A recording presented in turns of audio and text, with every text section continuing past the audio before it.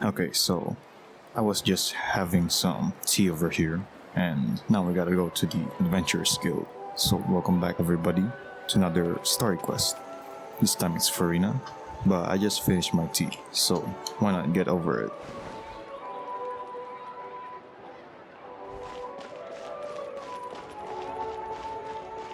So let's get started. To yesterday.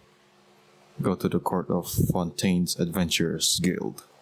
One day, you and Paimon arrive at the Adventurers Guild to check out the commissions there.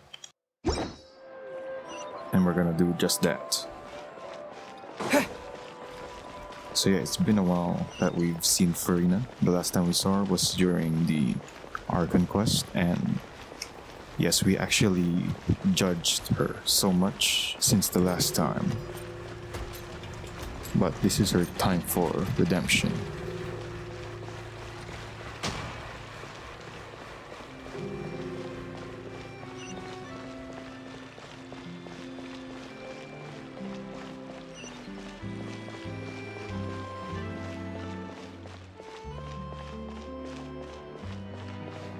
Okay, let's officially start it. There'll be an extra fee for that. Hey, Katheryne, it's us.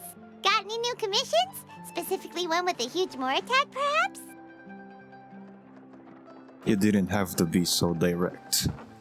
Paimon's just being enthusiastic. We're old friends now, she gets it. It's always a pleasure to see our two most avid adventurers again. Looking for the next challenge, I see. Actually, we do in fact have a rather urgent commission that is still open. Having read the details, however, I don't believe you'd consider it to be lucrative. Don't worry about that. We were just kidding. So what's the situation? To put it simply, the requester is looking for a temporary replacement actress for their musical. The original cast member ran into some issues and is currently unable to perform the role. But the troupe has also been experiencing some financial difficulties, so unfortunately they cannot afford to pay the replacement actress. That does sound like a tricky situation. So basically they're looking for a volunteer? That's right. Our adventurers reached out to many actresses, but none of them were willing to take the job. There are only a few days left until the performance. If they can't find someone in time, they'll probably have to postpone the show. And delays tend to create all sorts of new problems. Got it. Oh, this one's a doozy. What do you think, Traveler? Any ideas? Even if we took the commission, neither of us have any experience starring in musicals. Very true. But you know who we're thinking? If you're interested in helping, why not start by having a chat with the requester? He's right over there. Maybe you can't fill the role yourselves, but you might be able to help him figure out another solution. Maybe there's something he hasn't thought of. Oh, it's that guy, huh? No wonder, he looks like he just ate a sour lemon. Got it. We'll go talk to him. Paimon approves, let's go!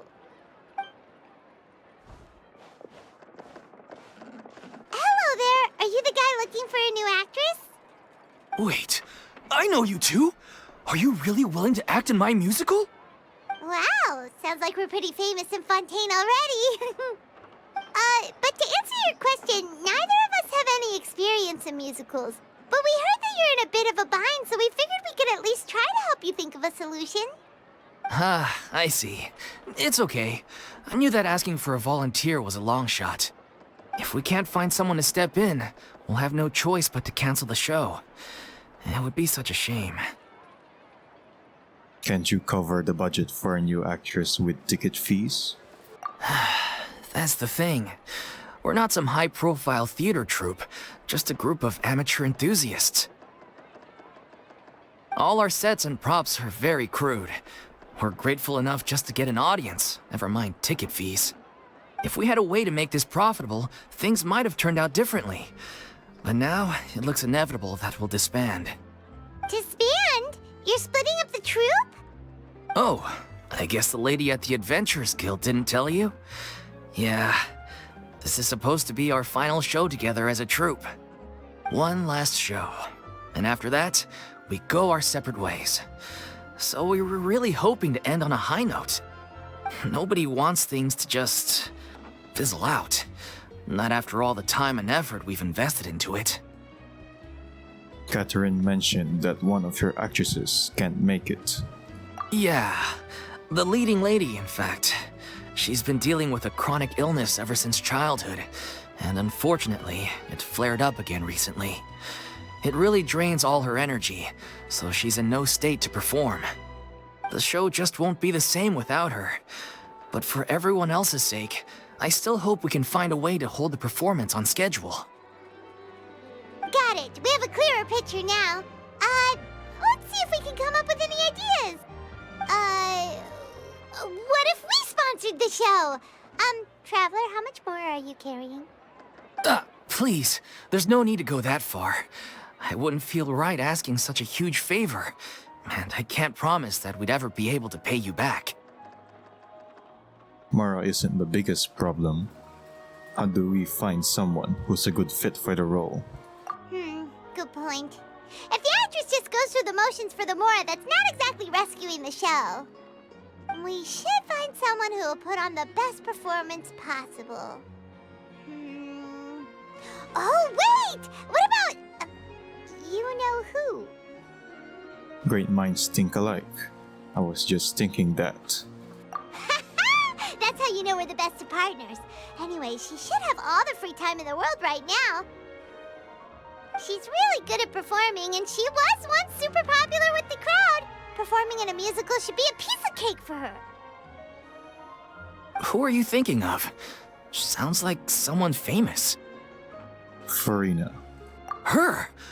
You're... That was a joke, right? Nope. Paimon doesn't actually know if she's performed on stage before, but Paimon's pretty confident that she'd be really good at it. You're not wrong there. She has actually performed in a number of big-name shows before. They were one of the reasons she was so popular. But even if she's no longer the Hydro Archon, it's not like she's suddenly a commoner. She's still an idol to many people in Fontaine, including myself. I just think Lady Furina might feel a bit out of place in an amateur troupe like ours. Are you prepared to do whatever it takes? Well, yes, but... Fair enough. I mean, if she was actually willing to, then of course I'd be honored to have Lady Furina star in our show. I'm sure the rest of the troupe would be delighted too. I'm sure everyone in our troupe has probably dreamt of performing on stage with her one day. Of course, it all depends on whether she's interested. She might consider this opportunity beneath her. No point in stressing about that. We'll only know if we ask her. And besides, things are different now. There's no reason for her to be all high and mighty anymore. Let's go. It'll be good to check in on her anyway. Thank you for your help. I guess I'll just stay here and wait for the good news. Good luck. Wait, where does Furina actually live nowadays? She used to live in luxury at the Palais Mermonia, but she's, moved out, right? As it happens, I have her current address here. I can provide it to you. Woo! When did you get here? I came over when things were starting to sound more promising. I thought I should be at the ready in case my assistance is needed. It is my duty to support commissioners in any way I can. Thank you, ma'am. Thank you so much. Well, now that we've got the address, we'll go find Furina. Back in a jiffy.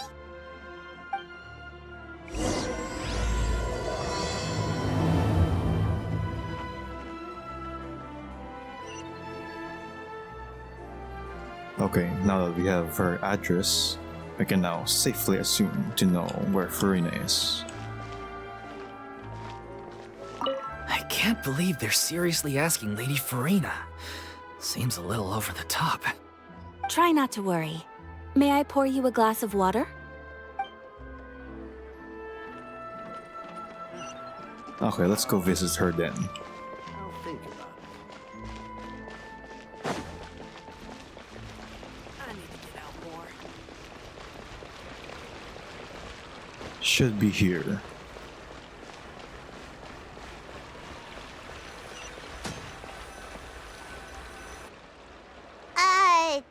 Did Katheryne really give us the right address?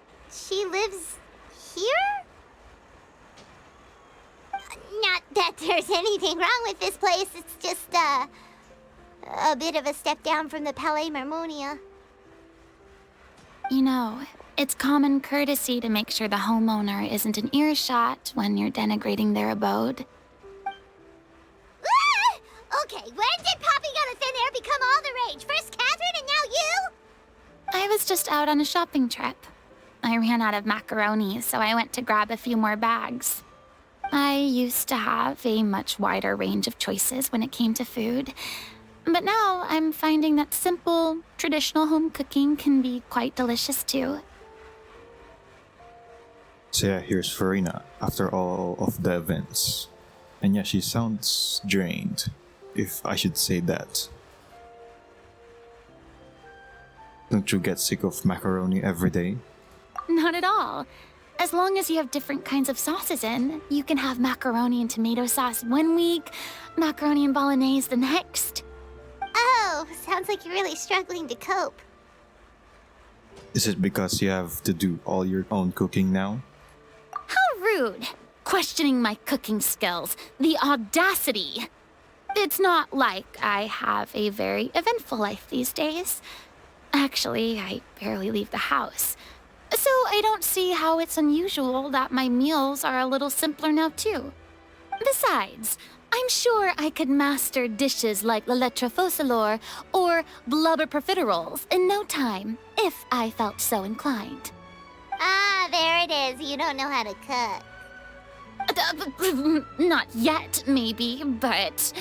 Anyway, what are you even doing here? I do hope you didn't come here just to ogle at my fall from grace. Let me first be clear that I'm not taking guests at this time. So if you're just here to clown around, then please be on your way. Shoo! Sorry! We're sorry! Please don't be mad! Paimon was just showing concern for your well-being. Yeah, exactly! What the Traveler said! Paimon wasn't trying to make fun of you. Hang on a sec, you weren't exactly holding back either. That's not important. We actually came here to ask you for your help. My help?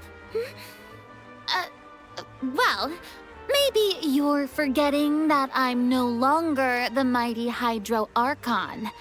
I don't even have a vision, you know. Don't worry, it's nothing that serious. It's just very specific, and you're the one with the power to help. If not you, then no one. You're the only person for the job. Oh? Well, if that's the case, then fine. I'll spare you the lecture about your attitude just now. So tell me, what specifically makes this matter so specific? You tell Furina about the troop's plans for its final performance. I see. I knew you couldn't have come all this way just to amuse yourselves at my expense. After all, I was once the brightest star in all of Fontaine, well-versed in all the various performing arts. A mere musical is well within my capabilities. But given the present circumstances, I'm afraid I must regretfully decline your casting request. How come? It sounds like this would be a breeze for you. True, but I have made a decision to retire from the stage. Although I am no longer required to play the role of the Hydro Archon, the time I spent inhabiting that character has left an indelible mark on me. Centuries of pretending to be a different person changes you completely. I'm not the same person I once was. Of course, that can't be undone now. It's too late, and I have no intention of reinventing myself all over again. But at least I can say that I no longer desire to play any new roles. So that's how you really feel.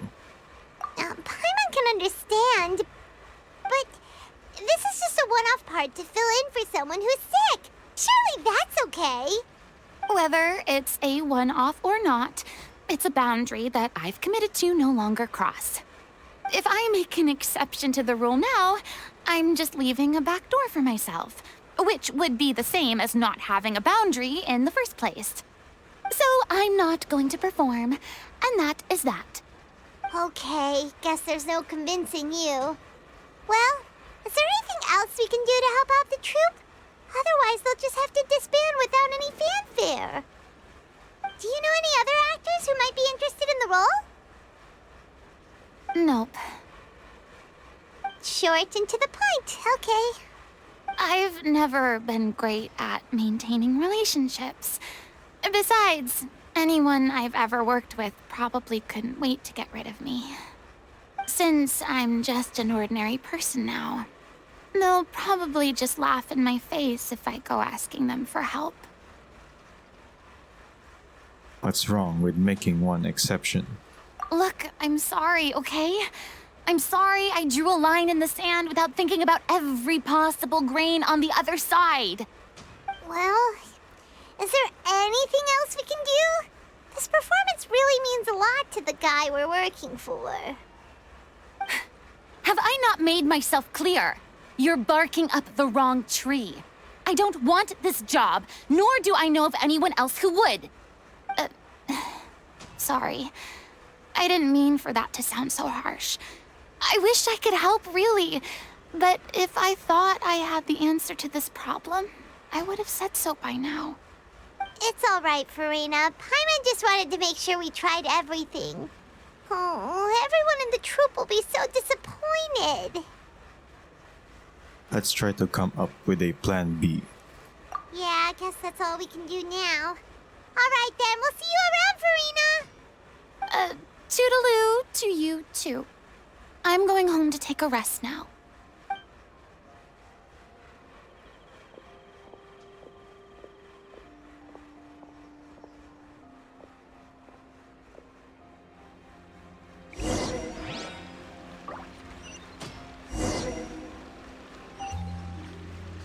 Okay, so yeah. Furina's energy is not the same as before. It's too bad, but we have to respect Furina's decision. Maybe the thought of performing brings up too many painful memories now.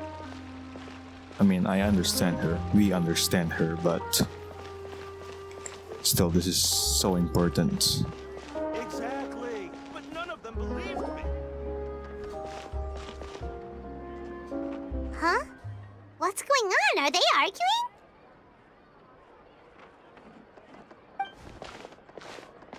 That's besides the point. I'll ask you again. Why did you start looking for a replacement without my consent? When did I tell you I'm going to take a step back? You didn't need to say it. We've known each other for how long now? We know the signs. But you never tell us about your illness, even when it's clearly flaring up. And that gives you the right to make a decision on my behalf? Shortly after you left, the troupe's lead actress came to the Adventurers Guild. She believes that she's healthy enough to perform. Excuse me, but can you both take a moment to discuss something else for now? The adventurer assigned to your commission has returned. Sorry, I was just dealing with a little misunderstanding. So, how did your conversation with Furina go? Sadly, it's a no from her. We tried to persuade her, but she wasn't having it. She doesn't want to play the role for personal reasons. I see. Well, circumstances have changed a little, so maybe that's not such bad news after all. You see, our leading lady has just informed me that she's well enough to make it to the show after all. Staging the musical with the full original cast was always the dream, of course. Oh, right! Sounds like everything worked itself out then. Imagine if we had managed to convince Furina to join, only for her to find out she's no longer needed. Yeah, she'd be livid. We'd get the scolding of a lifetime. Jeez, is Lady Furina really so harsh with people? Only joking, calm down. So, guess we can consider this case closed now, huh? Despite the fact failed to complete the commission? We were still racking our brains for ideas on the way back here. Look, there's no point arguing with you about this anymore. You've made yourself very clear, so I'll stop looking for a replacement. This is the last chance we have, though. If your illness flares up again, there won't be time to find anyone to replace you. So, are you absolutely sure you'll be able to handle it? The whole team is putting everything they have into this final performance. We have to make sure it goes ahead. Yes, I'm completely confident. I've been taking a new medication from the doctor, and it's working brilliantly. I'll definitely be able to tough it out until the performance day. I share everyone's desire to commemorate all our years as a troupe with a proper farewell show. So the last thing I want is to be left out. Every one of us thinks of this troupe as their home, myself included. You're right. I'm sorry. I let myself get too worried about the show. I should have asked for your permission first. All's well that ends well. Sounds like the show will go on. Paimon, wait here a second. Sure.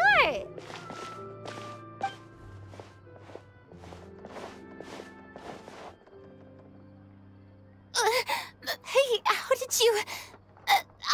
I was just passing by because I realized I forgot a couple of items on my shopping list.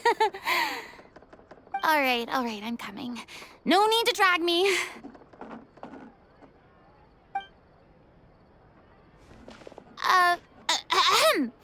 Hello, one and all. I couldn't help but overhear your conversation just now. Furina? Didn't you say you were gonna take a rest at home? What are you doing here? I was just ever so slightly concerned about the situation you mentioned.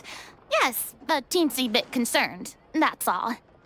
When you came to talk with me earlier, I jumped right to explaining my position and said some strongly worded things. And all before I even had a full grasp of the situation. Anyway, I just feel a bit bad about how it went down. I'm sorry, Paimon. Oh, it's totally fine. Paimon didn't take any of that personally. Then why didn't you just show yourself?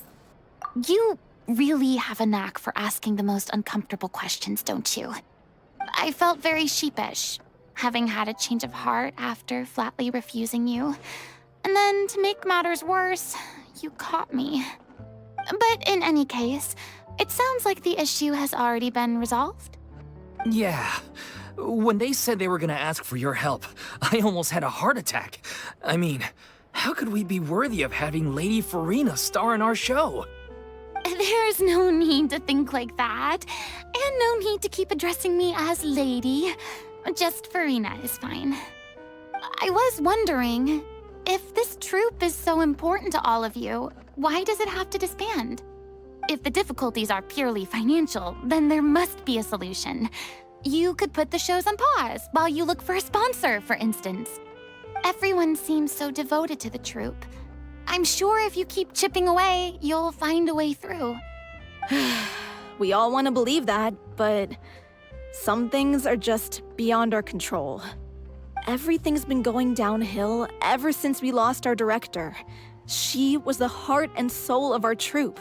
She kept us going.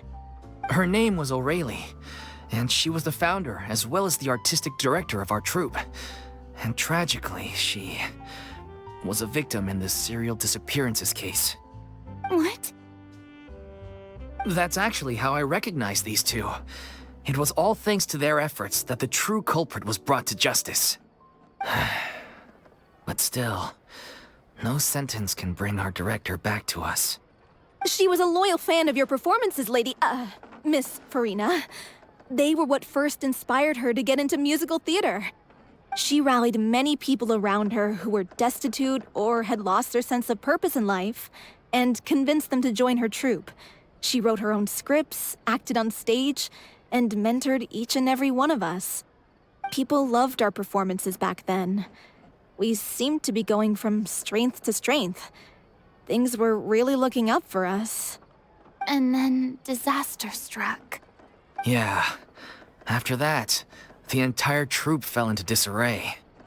None of us know anything about script writing, let alone how to handle the business side of things. We've been doing the best we can, but despite our efforts, things are slowly but surely falling apart. It's agonizing, but ultimately, we'd rather end things now on our own terms than stick it out to the bitter end and watch all our dreams turn to dust. Oh. That's so sad. What a terrible waste. A gifted artist from humble beginnings who achieved so much and no doubt had much more to give. And then her life was so cruelly taken. I suppose it's fair to say then that this final show, besides being your farewell to the stage, is also your final gift for her? Yes, exactly. We all miss her terribly. Well, good thing I followed the Traveler here. After hearing this tragic tale, I can no longer stand by and do nothing. Furina. I know what you're thinking, but I by no means plan to cross the boundary I've set for myself. Besides, they're no longer looking for a replacement anyway. I can, however, provide some artistic guidance from the vantage point of a highly experienced audience member. But only if you feel this is something that would help, of course. Oh, most definitely. We'll take any guidance that you can give. We unfortunately don't have any budget for a consultant, though. Will that be a problem? I don't need any compensation. All I'd ask in return, if you're willing, is that you tell me some more about the life and work of your late director. Something I've begun to realize since my departure from the Opera Epiclese is that there's a lot you don't see when you observe everything from on high. The law only judges criminal behavior and does not weigh human emotion.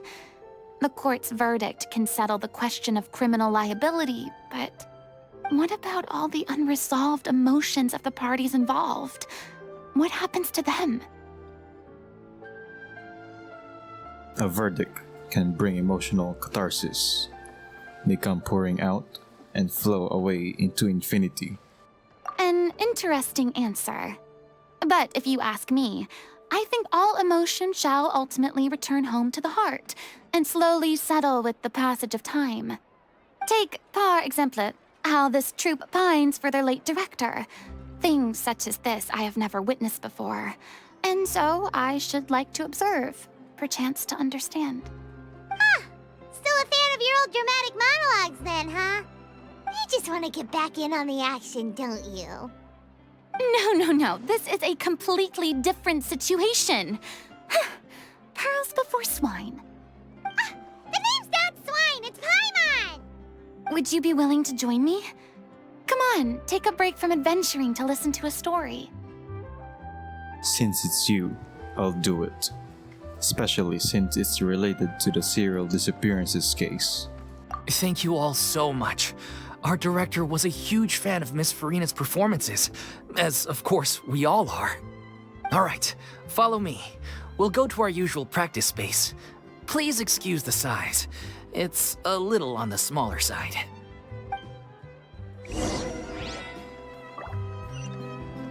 Okay, we're gonna finally rehearse the play. I'm pretty excited, so let's go over there.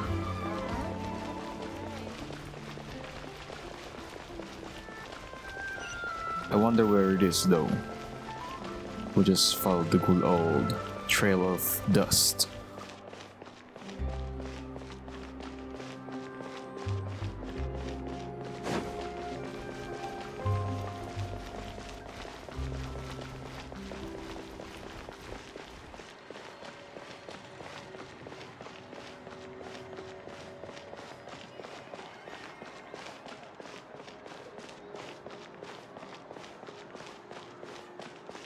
Right here.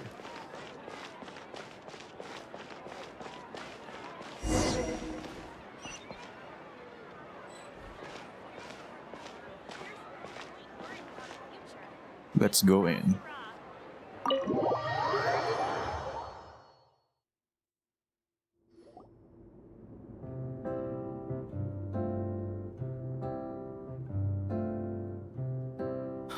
Lady Furina? What's Lady Furina doing here? Hello all. Allow me to explain. As of today, Miss Furina will be supporting our production of The Little Oceanid in the role of artistic consultant. These two over here are the ones that made it possible. They kindly reached out to Miss Furina on our behalf. I'm sure they need no introduction. You bet! That was the trial of the century! You helped bring our director's murderer to justice. We can't thank you enough. Oh, please don't mention it. We're just here to join in on the fun. So, you were saying The Little Oceanid? Yeah, that's the name of our final show. It's an unfinished script left behind by our director. One of our greatest regrets is that she never got to complete it. So, if we can bring it to the stage and make it a successful show, we can all take some solace in that. Wait, but if it's not finished, then... Finding an actress was the least of your problems. Yeah, we've been battling issues on every front trying to realize this dream. Anyway, let me give you a quick summary of what the story's all about. The protagonist of the story is a young Oceanid who transforms herself into human form, despite the protests of her family. She longed to live just like any other human. And sure enough, she found friendship and even love. Everything seemed perfect. But one day, her true identity was exposed, and her world came crashing down around her. So far, so good. A classic tale. What happened after that? That's one of the issues we've been trying to deal with. Unfortunately, this was as far as the director got with her script. We need a proper ending so we can bring this musical to the stage. But people have different opinions on which direction to take it in. We still haven't decided between a happy ending or a true-to-life tragedy. By true to life, you mean the director's sudden disappearance? Yeah, like they say, truth is stranger than fiction. But then there's the question of whether we really want to use the stage to pass our raw pain onto the audience. Exactly. A lot of the time, people come to watch a show just hoping for some light entertainment. We have to consider their emotional stake in this, not just our own. And one last thing. We're still waiting on confirmation from two of our main actors. The first is Paulo, who plays the protagonist's lover. He's locked himself away to focus on writing an ending for the script, but the deadline's passed and we still haven't heard from him. The other is Villemont, who plays the main antagonist. He took the director's death pretty hard. Hasn't set foot in the city since. He did write to us, promising that he'll be there for the final performance, but we haven't seen or heard from him since. So we're not really sure what to make of that. Although, now that we have Miss Furina helping us, maybe we should take the opportunity to get everyone back together. What opportunity? What do you mean? Maybe you're unaware, but your name has always been like a rallying cry for us. Our director was constantly singing your praises. All of us look up to you as a role model. Oh, stop! You're making me all flustered. Although, not in a bad way. I suspect the reason they're dragging their feet is that they have their doubts about whether the show will really go ahead, considering all the issues you've been facing. But one by one, all the obstacles are being removed. Now is the time to rally the troops. Makes sense. Okay, priority number 1, let's check in with Paulo and see where he's at with the ending. He went back to Poisson a few days ago, said that staying in a friend's home might help him to relax and escape the feeling of isolation. I thought the last thing his friend would want right now would be to take visitors, given that Poisson was flooded not too long ago. But I guess it's the opposite. A friend in need and all that. Yeah, maybe he could use some company. Poisson? Is there something wrong? nothing. I suppose my presence will be indispensable if we are to restore his faith in the show. So, allons-y. Tout passons!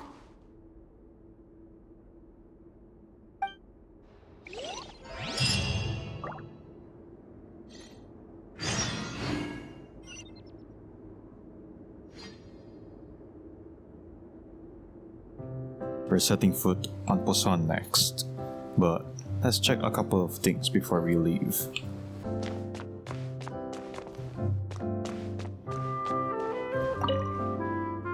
You're off to Poisson to find Paolo, right? Have a safe trip. We'll take care of the troop while you're gone. Thank you very much. Pressure's on now. We gotta make sure we're fully prepared.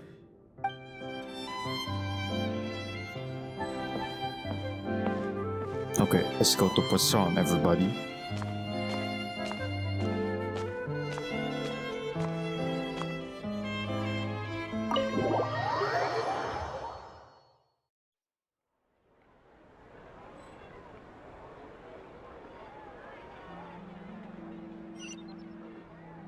Okay, so I'll meet you over there at Poisson with a mini montage of the journey.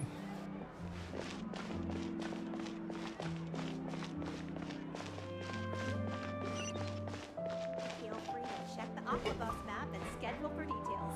Looks like we're running out of Type 3 screws.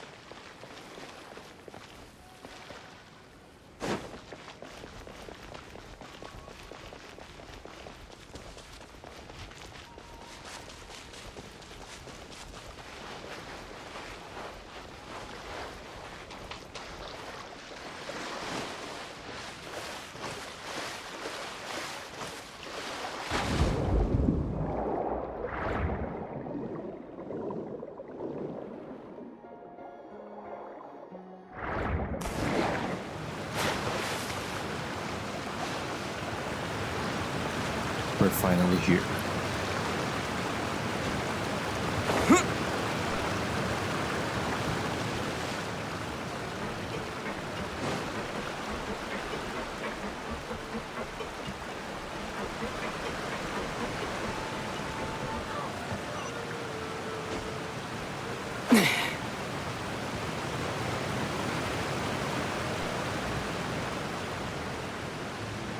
So it's down there. Let's just follow the trail of dust.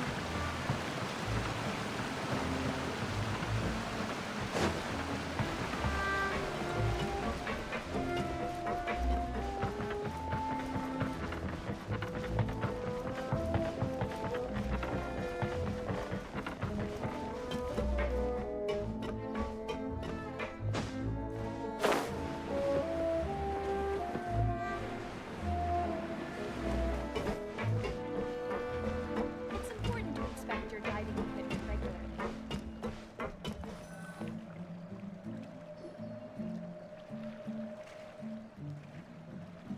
If I remember correctly, this is where he's staying. Who is it? It's me. Is the script ready? You came all the way here for that? All right. Forget that for now. Just come on out. We've got some great news. Nice try. Look, just give me some time, okay? I'm just wrapping up this last part of the script. I'll be out once I'm done. Okay then. Looking forward to your masterpiece. So, as expected, he's missed the deadline. The ending is one of the most important parts of the show. Even once he's done, it isn't final until we've all had the chance to read through and make sure we agree on it. Someone told me they'd just seen you in Poisson. I assumed it was a case of mistaken identity, but sure enough, here you are. And Furina, too. I was wondering if we might run into her. So, you're here for Palo? Looks like he could be a while, so feel free to take a stroll around town in the meantime. I've made all the arrangements already.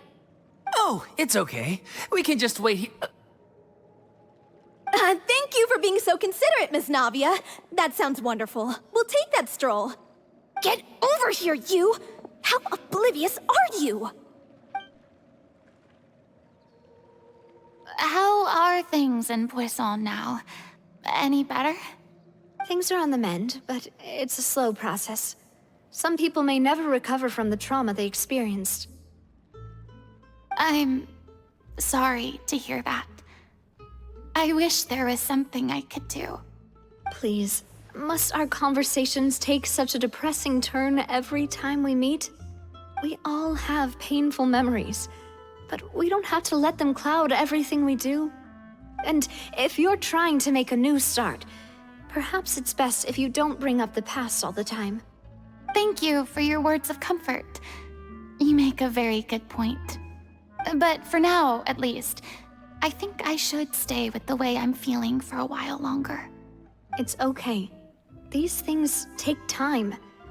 Moving on from a painful experience is easier said than done. Which brings me to why I'm here. I thought you should probably know that not everyone here is ready to forgive and forget after the Hydro Archon's inaction in the face of catastrophe. To avoid upsetting the peace, I told the townspeople that everyone here is a member of the theater troupe, and that you are just an actress playing the role of Furina. It's not a perfect solution, but hopefully it means you won't have to lie low while you're here. That's so thoughtful of you, Navia. Well, what do you expect? I am the courageous and considerate president of Spina di Rosula, after all, like my father before me. Anyway, that was all. Look after her now. Got it, Navia. Thank you. Off we go then. Let's take a look up there. I don't have any friends that I can be frank and honest with, so maybe she's right. You're the closest thing to friends that I have. Yeah, it is true.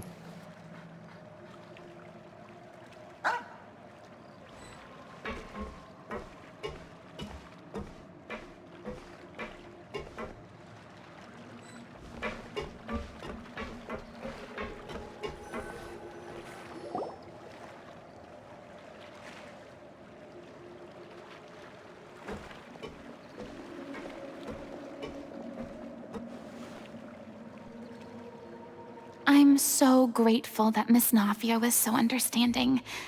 To be perfectly honest, I didn't know if I was ready to meet her. It's always easiest to just run away from your problems. But that never fixes anything. You can't get around the obstacles without facing them. So that's why you were nervous when they brought up Poisson. Yeah. I'd be lying if I said I wasn't scared of coming back here. Still, I felt it was something I had to do. As I was saying before, I want to see for myself the things that I never could in the past.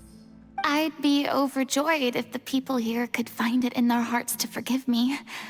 But they're more likely to unleash a tirade of vitriol against me, which, of course, I completely understand and accept. I'm sure some people didn't buy Navia's lie. Yeah, I can tell people are watching me.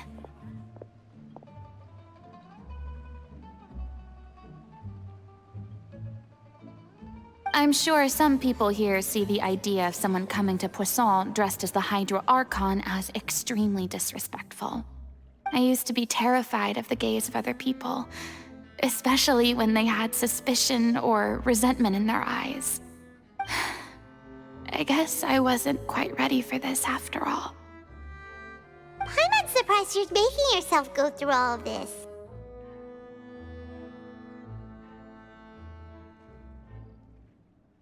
You've taken on a bit too much in one go.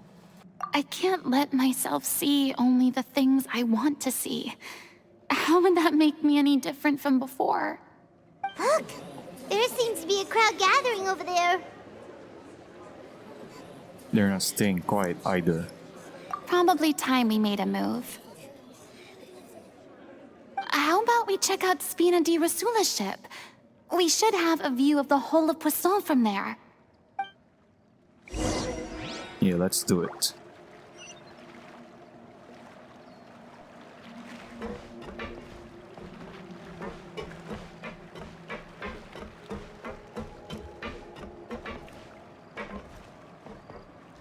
Yeah, the crowd of people are gone now.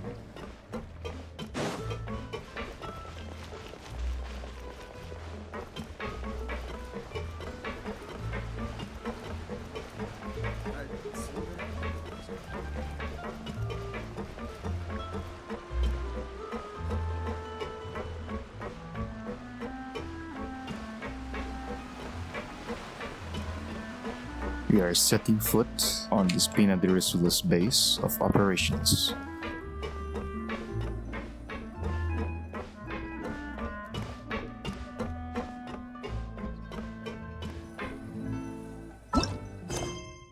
Also,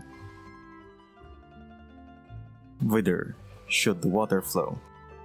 Continue accompanying Furina as she unwinds. Having met with the troop, we learn two critical members have yet to return.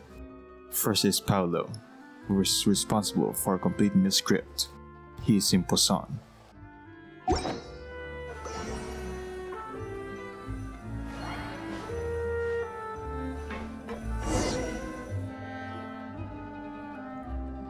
I'm sorry. You probably just wanted a relaxing stroll, and here I am dumping all this heavy stuff on you. We don't mind. It's actually refreshing to see a different side of you. Great. Well, I appreciate your company, so please don't disappear just yet. I don't know whether you can tell, but the years of suffering and loneliness aren't the only reason I have a hard time facing up to who I used to be. As I stand here by the ship, I can't get the images of the rising water out of my mind. One after another, people were taken by the water. All those treasured lives and memories washed out of existence in an instant. They thought their god would protect them. They had absolute faith that when disaster struck, a divine power would save them from harm. And all the while, I played my part to perfection to convince them that was true. But then the floodwaters finally came, and the Hydro Archon did nothing. You shouldn't look at it like that. You're only doing your duty. Don't be so harsh on yourself. I've had to go through so many moments like that for the sake of protecting the truth. As time went on, it got harder and harder to bear, and I became more lonely and isolated. Eventually, I realized I had nothing left except the truth. I became terrified of completely failing in my task, and was haunted by the thought of being left all alone, weeping on my throne. Fortunately, we were able to avoid the worst-case scenario thanks to the help of heroic individuals such as yourselves. Everyone rose to their responsibilities, and I finally regained my freedom. But on some level, freedom also means no longer being needed. I have no further use to people. Paimon would have never imagined you'd see it that way. Think of your freedom as your reward. A reward? Because now, you can finally speak your heart. You don't have to be anguished and alone anymore. I guess so. Back then, I didn't even dare to dream about having someone to confide in. I was scared of someone recognizing me for who I truly was. and exposing a secret I swore to protect. Believe in the Furina you see on stage. She is the one you can trust. I had to keep all my feelings, all my curiosity about life to myself. No one could be allowed to know. That's what I really meant when I said I'm no good at maintaining relationships. So that's where you were coming from. Paimon totally thought you were just a bit of a diva at heart. Could you please get off my case? I don't know what's gotten into you today. I'm making an effort here. You could at least try to do the same.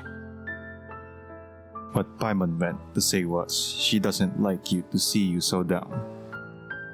Do you feel better, having gotten all this off your chest? I do. I once had nothing but the truth, and now I'm finally free to live my own life again. And even though I have no idea where I'm going right now, at least the choice is in my hands. All right, it's about time to head back. Paulo should have finished the ending by now. Sure! Okay, let's head back and check it out. Yeah, about time that he did. So, let's go.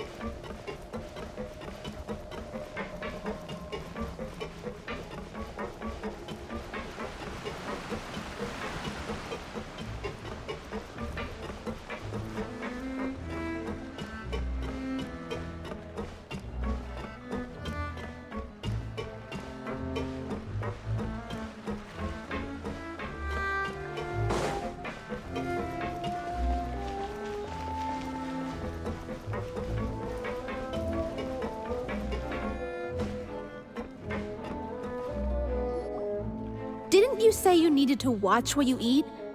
You're supposed to be cutting down on fried foods, not wolfing down copious quantities of fish and chips, you know? Come on. It's not every day we get to dine at Spina di Rosula's expense. Can you believe how generous she is? I'm not about to pass on free food. Anyway, my character doesn't need to be slim and good-looking. That's your job. Are you kidding me right now? It's not your character's health I'm worried about, it's yours. I've spent my whole life battling the effects of ill health, and it kills me to watch you willingly ruin yours by filling yourself up with junk all the time. Oh no, looks like they're arguing again.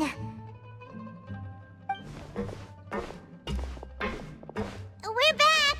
Could you maybe put your differences aside for a moment?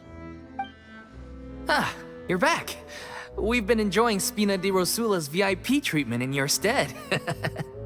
Paulo's nearly done. We shouldn't have to wait too much longer. Great! So you were discussing your characters, right?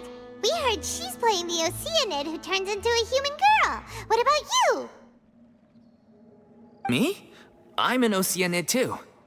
He was originally supposed to take the form of a crane, but he outgrew that role. Well, the costume at least. So now he's playing the boar instead. Sorry. The boar's not a bad character, actually. He's the one who raises the little Oceanid, yes? That's right. He has some pretty memorable lines too, like when he imparts some solemn words of wisdom to the little Oceanid. If you become human, you can reveal your secret to no one. You will face suffering and loneliness. Is this truly what you want? Wait, that sounds kind of familiar.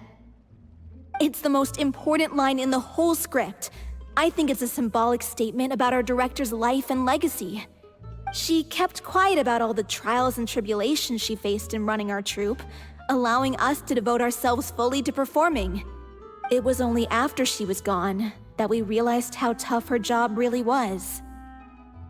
You mentioned earlier that the troupe is like your home. Yeah. I was born with an incurable illness, and once my family found out it couldn't be treated, they decided they didn't want me anymore. I spent some years taking whatever work I could find and trying to manage my illness with various medicines.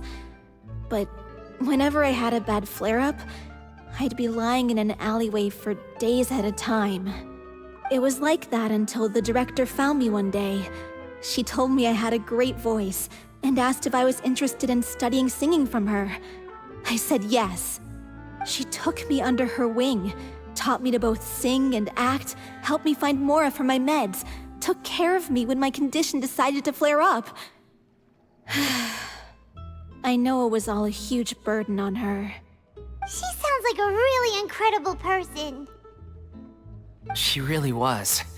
She gave everything she had to her troupe and the people in it. All of us were so proud to call her our director. I was a lost child too when she found me. As the child of a murderer, my parents weren't around when I was little, so I got sent to an orphanage.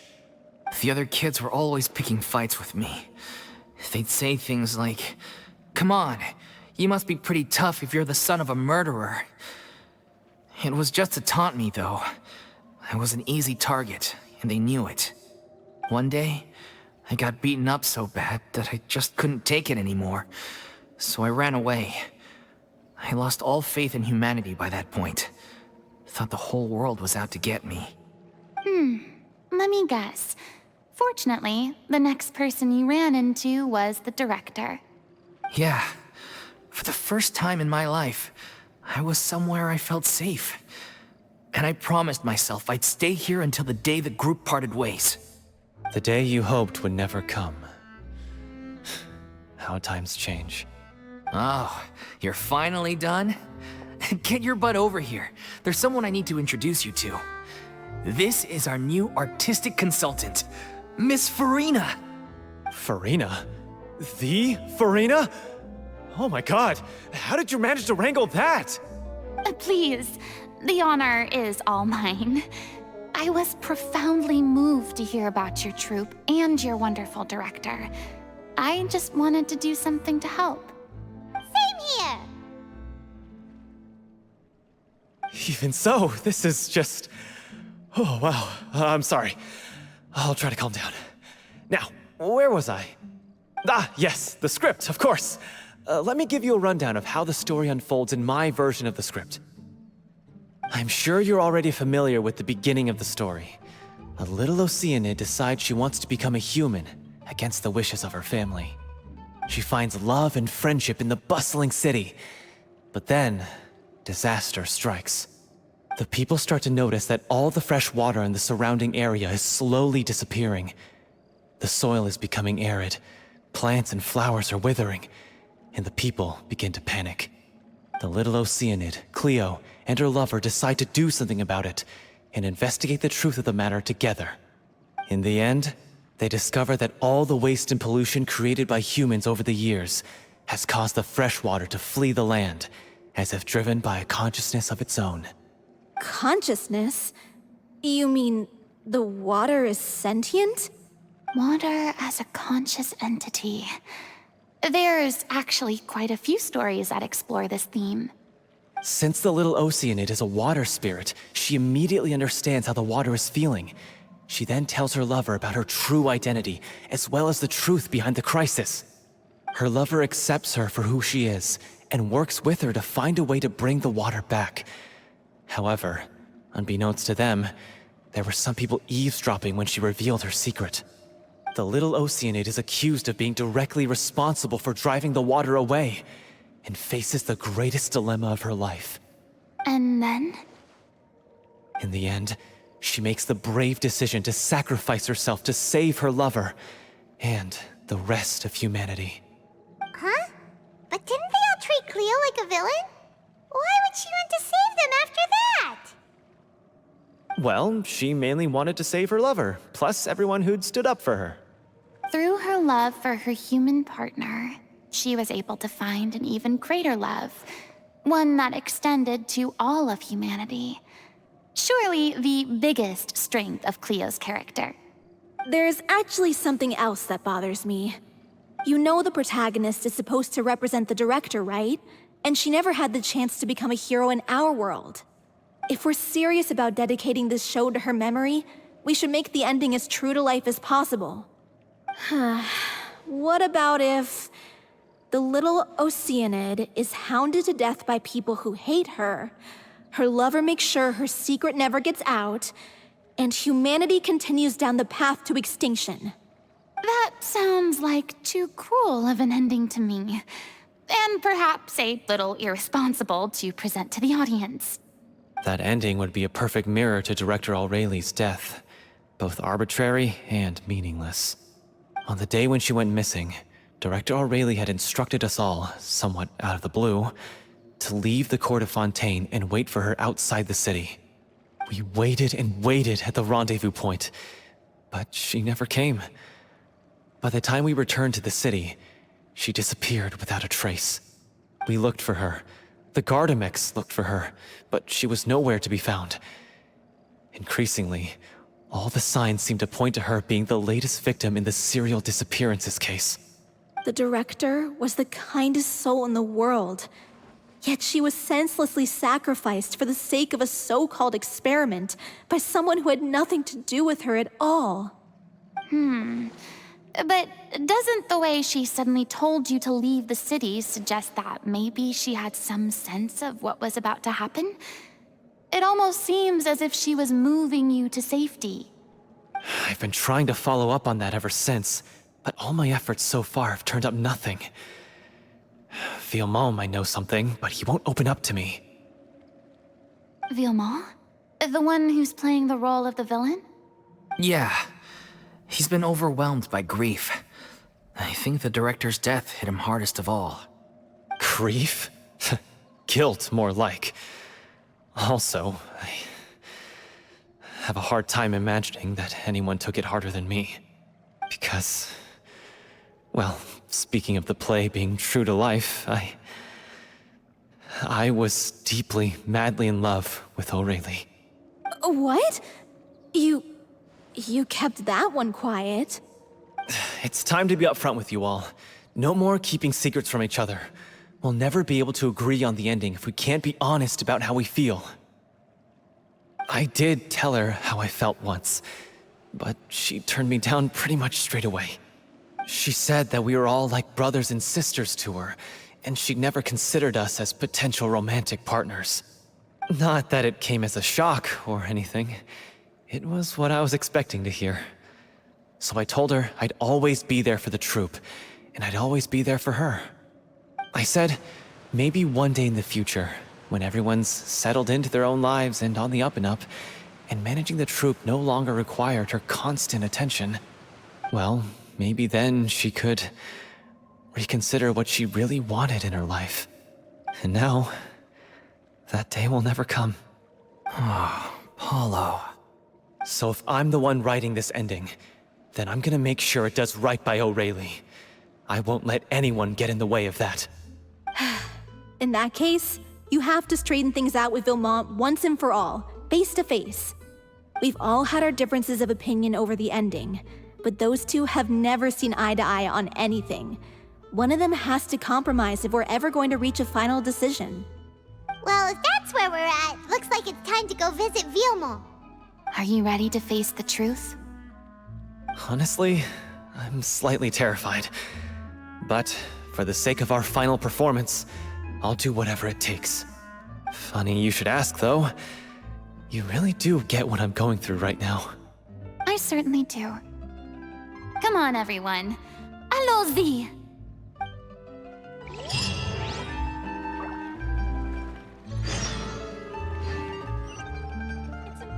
Okay, now we're gonna go visit Villemont. This life is like a light trickle of song. Look for Villemont. The members of the troupe do not see eye to eye on the ending of the script, and everyone believes they should hear what the last member, Villemont, has to say on it.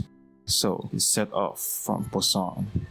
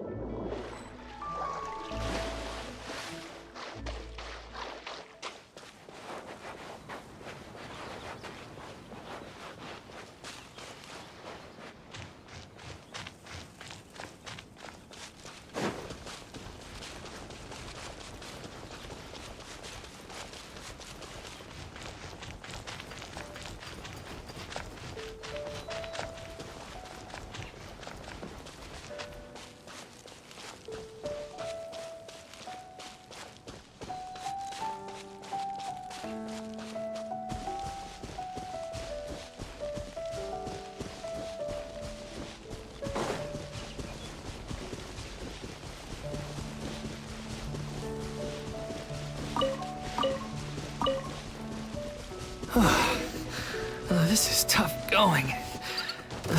Delphi, are you sure you can manage in your condition? I could ask you the same question. Try to keep up. Well, they're arguing again.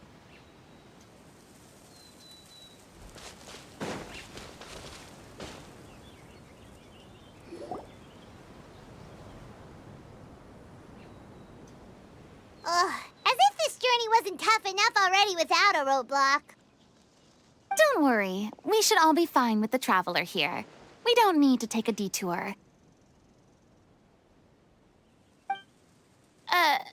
Wait, why are you all looking at me?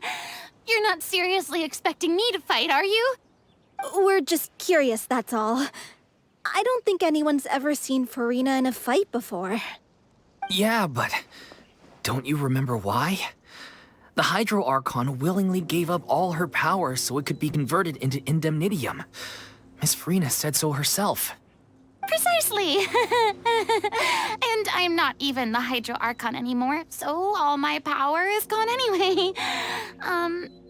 As much as it pains me, unfortunately, I should just stay put.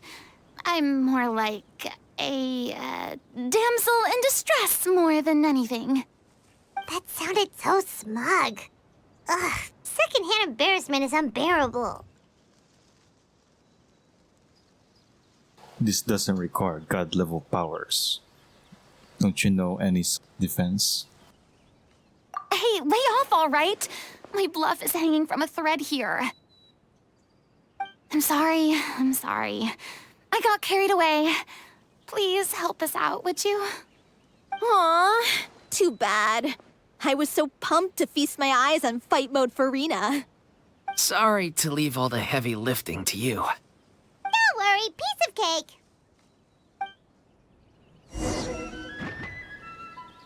Battle away we go. Think you can bully me? Can't handle your drink. A moment, please.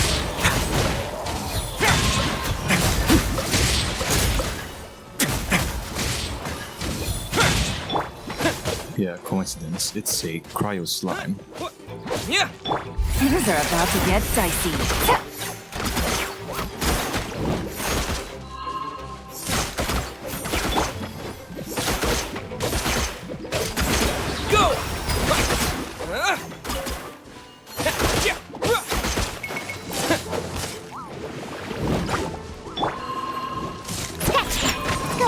Let's begin.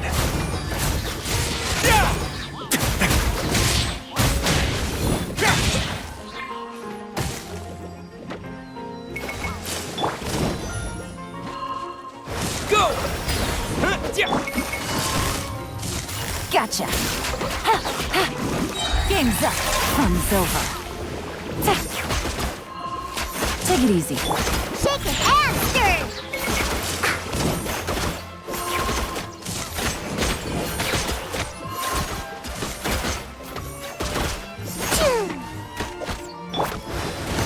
Bombs away! Quietly now.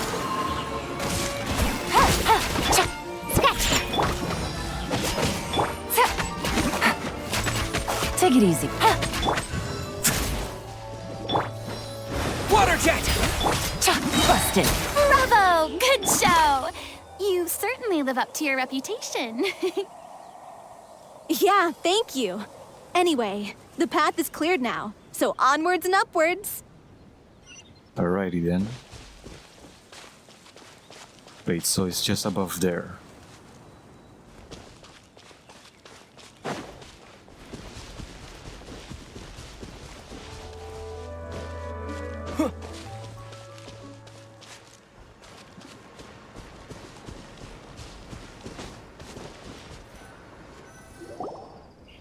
Vilma, are you there?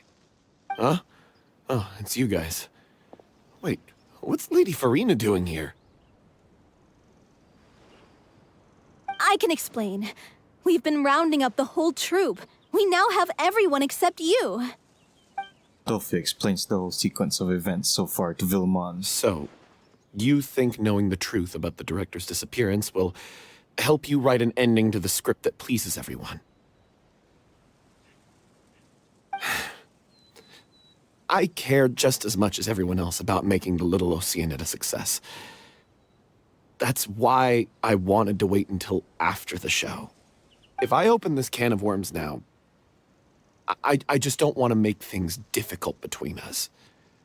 We're supposed to be a unit when we're on stage. Paimon, avoiding the truth will not help anyone. Unless you mean to suggest that Aurelie's death had something to do with you. I don't want to talk about it. Listen, Paimon. I used to think that my love for Aurelie was a point of shame. I never brought it up to anyone. But now, I've made up my mind to put it all on the table. I'm prepared to face everything, to sacrifice everything for the sake of the show. The little Oceanid cannot be complete unless we do justice to Aurelie on an emotional level. This is why people think of you as not being the smart one. As you all know already, the troupe was kept afloat not from ticket sales, but donations from the audience. Of course, that was nowhere near enough. We took on side jobs when we weren't performing, but even then, the troupe's financial situation was pretty dire. So, anyway, one day after a show, a merchant came to me and offered us a huge sponsorship. In return, we just had to provide the audience with their drinks during performances. It seemed like a win-win, so I said yes to it on the spot without consulting the director. It was only when the merchant came to deliver the goods that I realized the drink in question was synth. Isn't that the drink peddled by the culprit behind the serial disappearances case? I remember that it induces a state of euphoria, but it also causes significant harm to the body. I freaked out when I saw the boxes, and I told the director everything right away. She was completely shocked as well. But she didn't reprimand me for making the decision without consulting her. Instead, she contacted the merchant and stated that the troupe could not agree to this collaboration. The merchant was furious, berated us for going back on our word, and threatened to sue us for damages. The amount was astronomical. There was no way we'd be able to pay. And then? I was going to sort it on my own, but the director stopped me. She said that this was an issue for the whole troupe, and it wasn't my fault. But things only got worse from there. The synth merchant just wouldn't let up, and then suddenly the director told us all to leave the city one day. I knew then that things must have reached a boiling point. I admit this whole thing was my mistake. I didn't dare to tell any of you the truth back then, and after the director disappeared, I was even more afraid to say anything. You brought the director to the attention of the synth dealers. Yeah, I got Aurelie killed. There, I said it. Happy now? Hey, don't say that. You traitor! You knew Aurelie was in danger. Why in God's name didn't you tell us? What do you mean, you were afraid? This was a life and death situation. We could have saved her! How could you be so stupid? Please, try not to get too worked up. Yeah, listen to him. You need to stay calm. Stay calm? How can I stay calm? This guy got Aurelie murdered. She was the love of my life. And he has the gall to try and high-road us, claiming that he kept his mouth shut for the sake of the show. How about taking some responsibility for what he's done? All I can say is I'm sorry. Truly. I wanted to apologize to everyone in the troupe, but that won't bring back the director. What good is my apology now? I'm just a coward who made an awful, terrible mistake that I can never take back. Beat me up if you want. Kill me if you prefer. It's what I deserve. End my life. So I can meet the director and apologize to her in person. Get out of my sight. Go, get lost. I don't ever want to see your face again. That's enough! You've screamed and shouted at each other for long enough. Now pipe down, both of you! Can you stop conflating the show on stage with your real-life relationships in the troupe? You keep saying that you want to use this final performance to pay tribute to your director and celebrate her life. How can you do that if you're just using it as an excuse to vent your own emotions? You're right. I'm sorry. On stage, the lead role is the focal point of the audience's attention. And you're all used to seeing the director as the heart of the troupe. But in her own life, her greatest desire wasn't to be the center of attention. I can tell how much she loved you all, and how much she loved the troupe. What she wanted was to build a warm home for all of her brothers and sisters. To shield you all from the storms that rage in the world outside. That's how you should remember her. And that's what you should be celebrating. I understand why you're trying to make her the hero of the story, but isn't she your hero already? After everything she did for you? Yeah. So think hard about what that means. And then think again about what you hope to achieve by arguing with each other. If you really hate each other and can't reconcile your differences, then you could just call it quits now. Why bother with the final performance if the group is already fractured? But you can't bring yourself to do that, can you? You care too much about Director O'Reilly and the home she built you all to let go. What are you laughing at? I don't see what's so funny. Sorry, I didn't mean it that way. It's just that, for a moment there, it felt like our director was back with us again. If she'd seen Paulo and Villemont at each other's throats like that, she would have scolded them exactly like you did, in that same stern voice. Really? But she sounded like such a gentle person. Of course she was. Even her harshest lectures came from a place of kindness, and it showed. She really was a truly outstanding person. What you said, it really puts everything into perspective. I'm truly sorry. I really meant for this to be a genuine apology, but I ended up making it all about me and my self-pity. It's all right. Let's save all this for after the performance. So, the ending. What are we gonna do about it? Clearly, everyone needs to take a step back for now and reflect on what really matters. When emotions are running high, things get lost in the fray. The end of the story needs to focus back on O'Reilly herself. She's the true star of the show. It might actually be possible to find out more about their fate. What do you mean? The Traveler is right. You once investigated that underwater synth base and recovered items belonging to the victims. If you could find anything that O'Reilly left behind, perhaps we can get a better sense of what she went through in her final days. You really think that's possible? I trust that nobody would object to the ending of the story being based on O'Reilly's true feelings. No. Well, we'll leave this in your capable hands. Come, let's pay a visit to the Palais Mermonia. The rest of you, head back to the rehearsal location for now, and wait for our good news.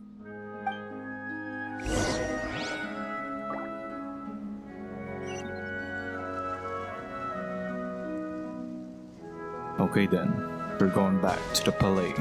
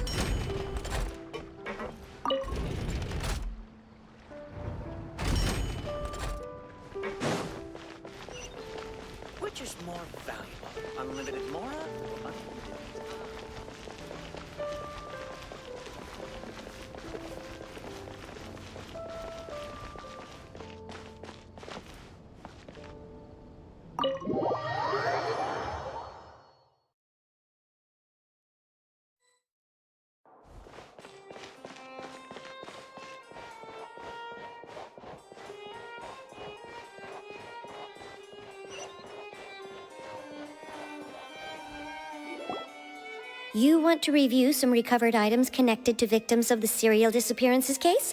But, that case has been closed for quite a while now.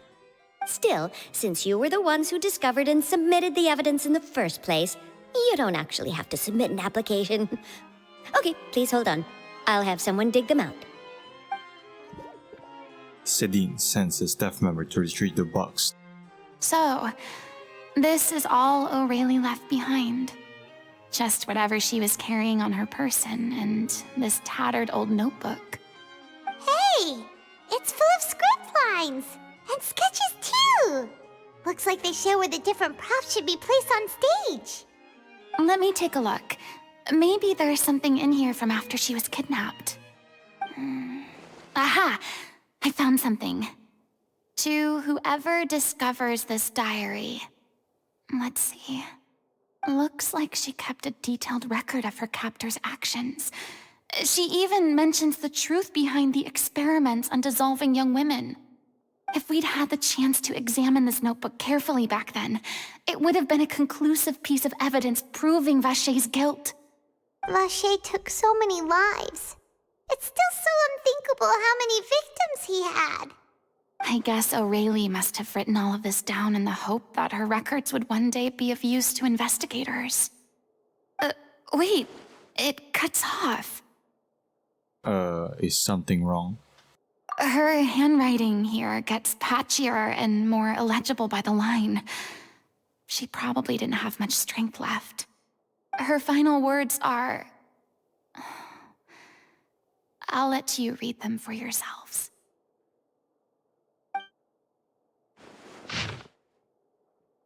Aureli's notes. Someone else was taken. That makes 6. Or perhaps the 7th. Someone tried to escape yesterday, but was caught. She hasn't been seen since. Was that yesterday? Maybe not. I've long since lost track of time. Sorry, I don't know if writing this is of any use, or how much longer I can do it for. I can already see my fate approaching, but what terrifies me even more is the thought of seeing others from the troop here. Have I truly protected them? Sorry. I'm so sorry. I can write no more. I think I have a fever and my old stomach troubles have returned, but nobody has given me any medicine. I suppose I am more fortunate than crazy. The pain keeps her awake all night. I suppose they think that anything goes so long as the experimental subjects can be used up before they die. It is so damp here. I have given her my blanket. So cold, so cold, so cold. As long as one persists, all things will pass. There will be a reward for hard work. I could tell them such things, but it is I who am losing my grip. If anyone sees this, true, safe, I, them, important, please, farewell, apologize, life, perform, future, regret, Cleo. This page is an absolute mess, and the writer's pen seems to have wandered its surface at random. Only some words can be made out, and barely at that. From this page onward, the diary stops, to be replaced with lyrics from musicals. Some are in the form of newspaper clippings. Others are handwritten, with many crossing outs and changes. It is apparent that the pages have been referenced often, and that this was the personal notebook of artistic director Aureli. She was so terrified. She watched the girl get dissolved right in front of her, and had to wait for her own death in silence. She may have been a mighty hero in the eyes of her troop, but at the end of the day, she was only human. I can't bear to think how painful and lonely her final days must have been. Wait. This part on the last page sounds strangely familiar. Aureli's notes. Flipping through the notebook, the lyrics continue. However, one page has been torn out, folded up, and placed next to the last blank page. At the bottom of the folded note there are 2 new lines Aurelie has written, in handwriting much more illegible than before. But it seems that they took her both great effort and a great deal of time to write. If you become human, you can reveal your secret to no one. You'll face suffering and loneliness. Is this truly what you want? Because I am an older sister to them. I love them. If you become human, you can reveal your secret to no one. You will face suffering and loneliness. Is this truly what you want? Isn't that the most important line in the Little Oceanid? Because I am an older sister to them. Oh. So she didn't regret her decision, even as she sat in silence, waiting for death to come. I'm sure this is what the troupe would have hoped to hear as well. She had their utmost trust, admiration, and love, and she truly deserved it. Let's go. It's time for them to learn Director Aurelie's final thoughts.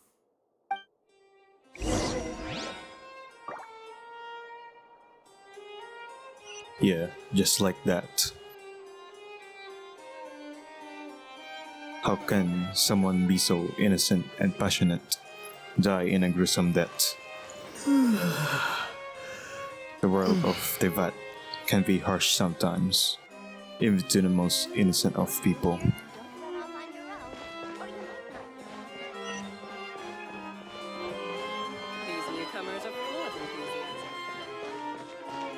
Yeah, I am speechless. I'll leave it to them for what they have to say.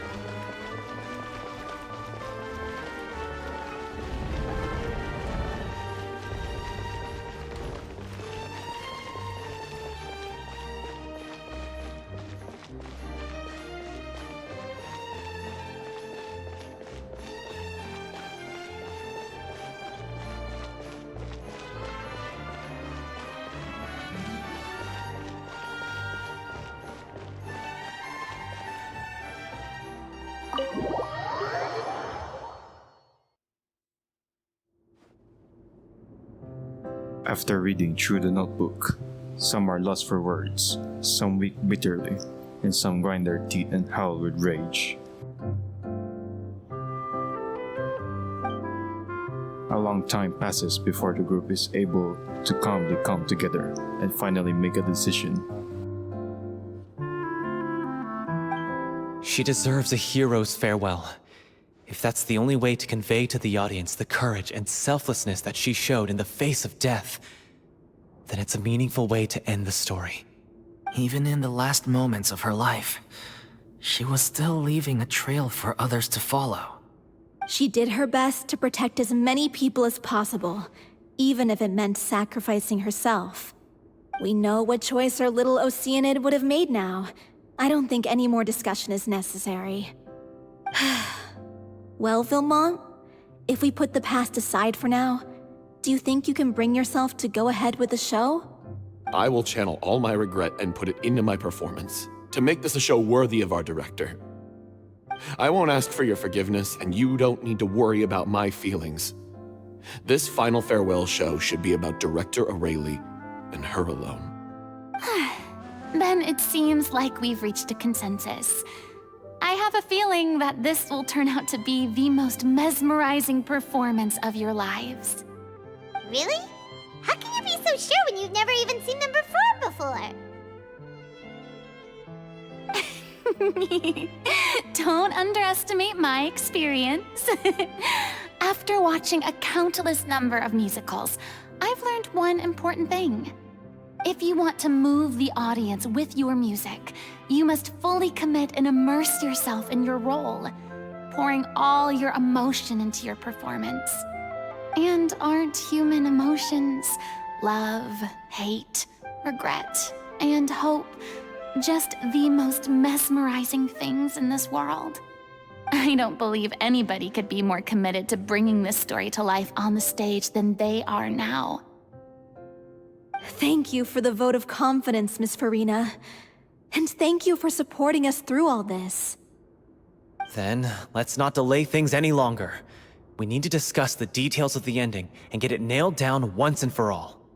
Actually, before that, I'd like to make a proposal. During the curtain call, please allow me to use the director's name instead of my own. Huh? But then... After all, this role was originally meant to be played by the director. I'm just filling in for her. Besides, a role commemorating her life should be associated with her name. Well, if you're sure you're okay with that, I have no objection to it.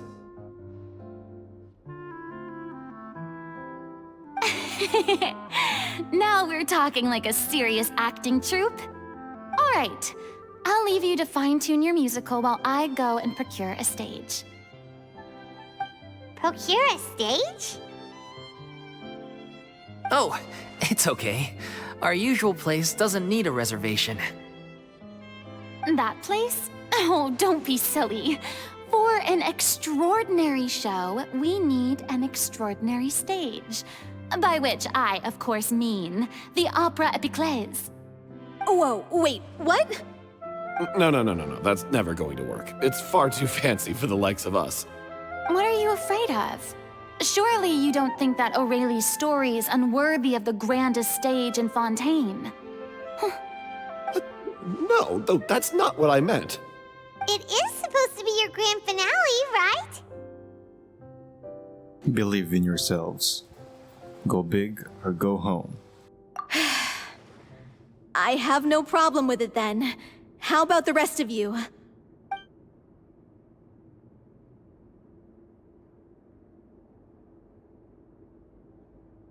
I'll take your silence as a yes. Thank you for giving us this opportunity. It really is a dream come true. Well, then don't disappoint me. If you mess this up, it'll reflect poorly on me too. Come on, we'll need to get the go-ahead from Nervilette. I know just where to find him.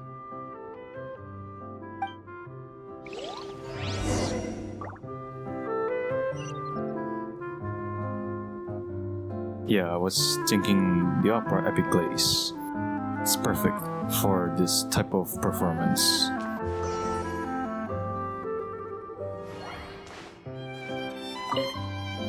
During the final scene, maybe we should stop the music just before Cleo takes the stage?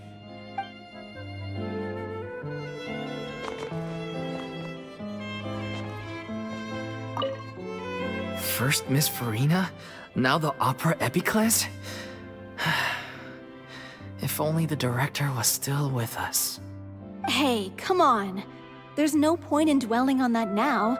We have a lot of work to do. Yeah, you're right. Now's not the time to get all melancholy.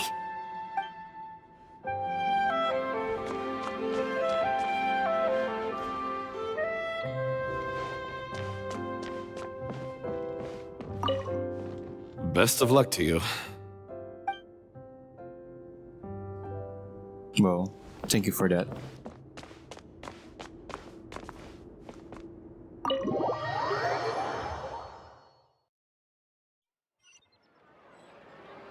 So yeah, I wonder where Nervilette is according to Furina.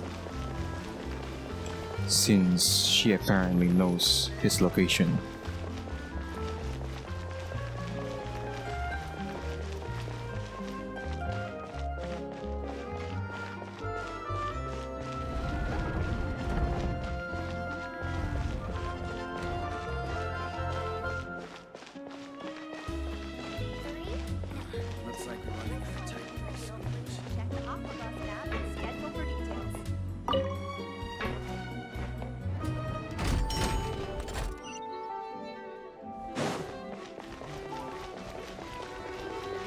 So it's just near the Palais Mermonia.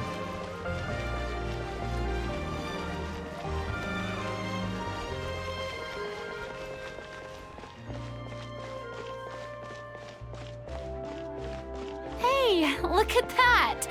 Looks like I guessed right. You were just guessing? What a guess. Surely no one could have predicted it.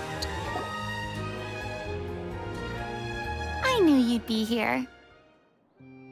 I'm here merely for a short break. It has been a while, Miss Furina. And you too, Traveler and Paimon. What might I assist you with today?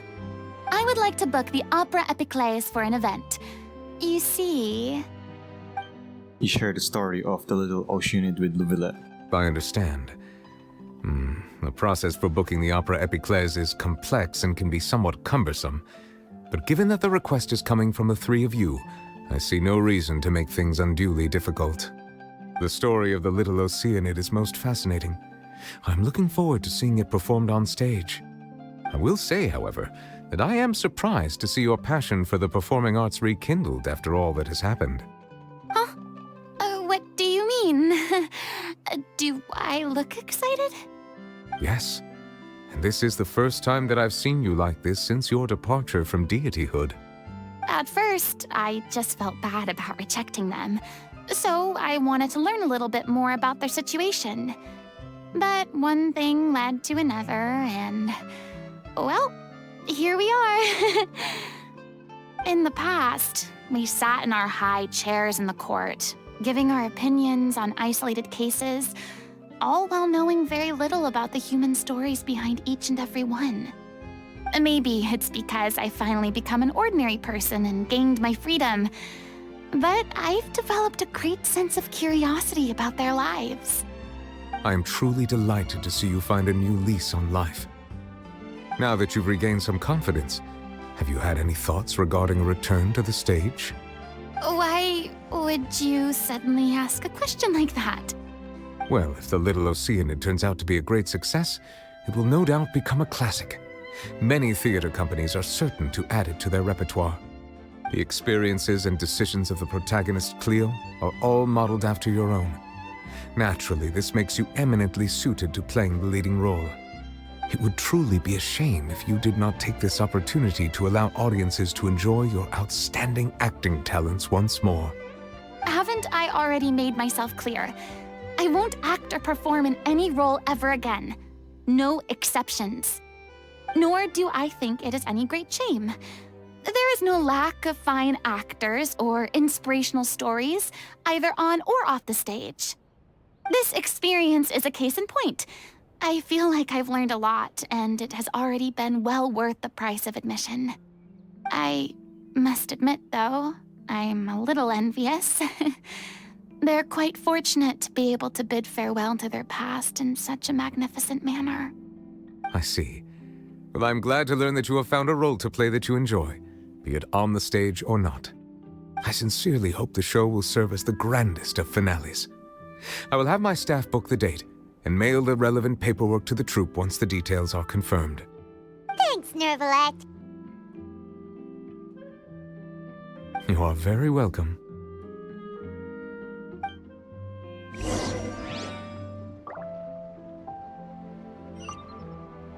And just like that, you have now official confirmation. Many people were once enthralled by Lady Furina's performances, myself included. I hope that one day she'll be able to understand that our appreciation was always sincere.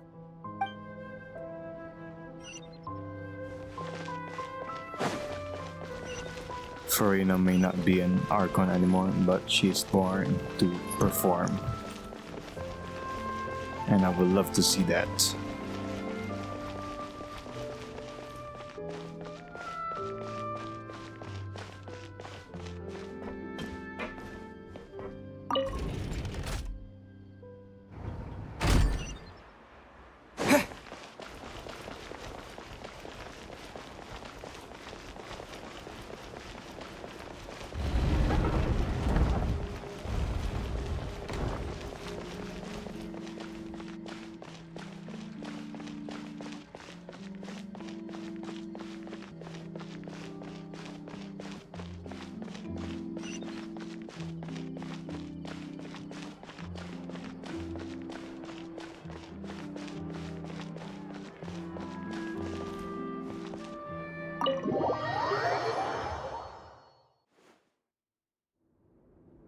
Good news, everyone.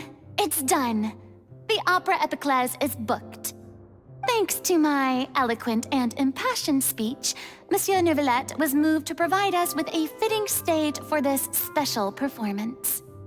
We've had to fight every step of the way for this opportunity, but we now have all of the ingredients necessary to stage a truly spectacular performance.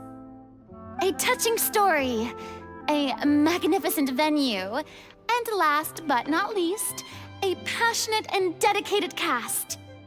Now, let's work together and make this show the best it can be. This is truly wonderful. The sooner we can finalize the ending, the more time we'll have to rehearse. Fiamma and I just went over some parts of the script and tweaked a few things. I think it's really going to resonate with the audience now. Wow, you two had a constructive conversation? That's great! Oh, communication is vital to any good performance.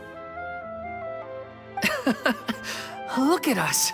We've come so far. I never could have pictured this scene a few days ago. It's amazing! Even though Furina's still being a bit of a drama queen about it all, she's really fired everyone up! I'm really looking forward to the final production. Please feel free to give us any comments or suggestions you have. We really value your input. Hey, Loic, get over here. Time to practice the opening number.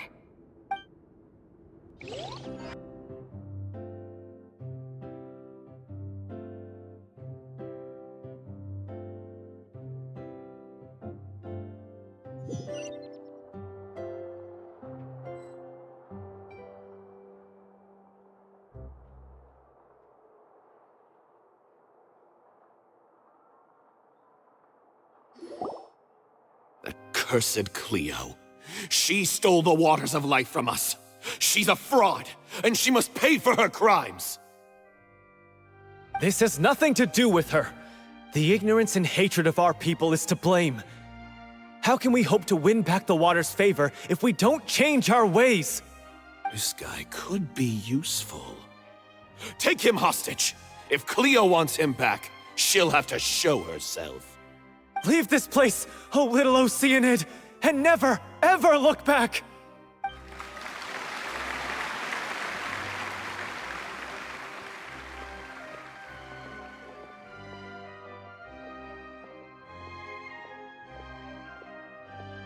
Everyone's really throwing themselves into their roles. I haven't seen such a fine performance in a long time. If only... What should we do? It's almost time for her to take the stage! Why? Why does it have to be now? Hey, what's going on? You're due on stage any second now. Oh no, not again. But why? What about your new meds? Did they stop working? They've been getting less and less effective over time. I've had to keep increasing my dose. What? I thought they cure it. So they were only managing your symptoms? I figured whatever it took to get me through this final performance. How could you do this to yourself? And after that lecture you gave me about not looking after my health. I'm sorry. I've let everyone down. You... This is a conversation for another time. How can the show go on without its star performer? Furina. Miss Furina, I'd like to make a request of you. Say no more. If you're sick, you need to rest. I know what you're going to ask. Loic, your character has no more scenes, correct? Oh, yeah. I think my scenes are all done. Although, I do have one more line. But I guess another guy in the troupe with a similar voice register could take it. Why?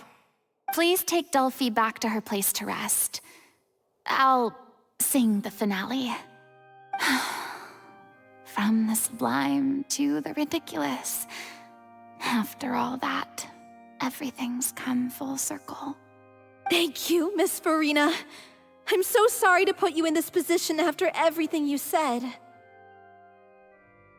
Never mind. What's done is done. It's really my own fault for getting in too deep. No one likes regrets, myself included. Leave it to me. I've watched you rehearse so many times that I've learned Cleo's part by heart. I do not doubt your acting skills, but please allow me to ask just one more question. After all, this show is dedicated to the life and legacy of our director. What, in your opinion, is the reason Cleo shines so brightly? It's her pure heart. Despite all the pain and loneliness she had to endure, she never once stopped believing in the beauty in this world. Well said. I leave Director O'Reilly in your hands.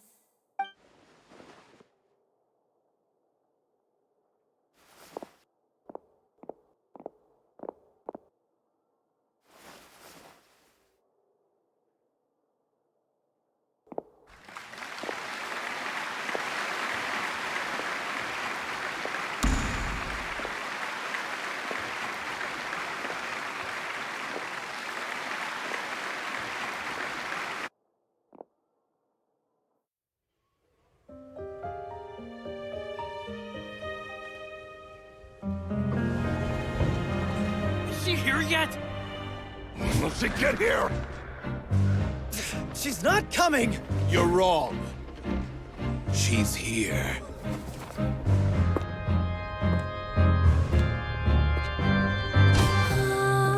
Si je pouvais vivre dans l'eau, le monde serait-il plus beau? Me pardonneras-tu, ô chère mère? L'eau dans son courant fait danser nos vies, et la cité elle est nourrie, ainsi que toi, mon doux amour. But what about your wish? My wish.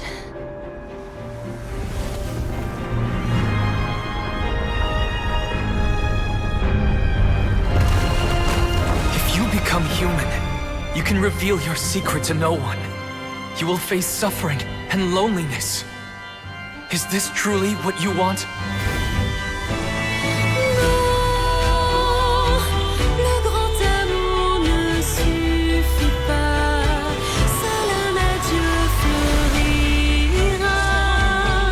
C'est notre histoire de vie, douce et amère. Moi, je serai toujours là, à voir le monde et sa beauté,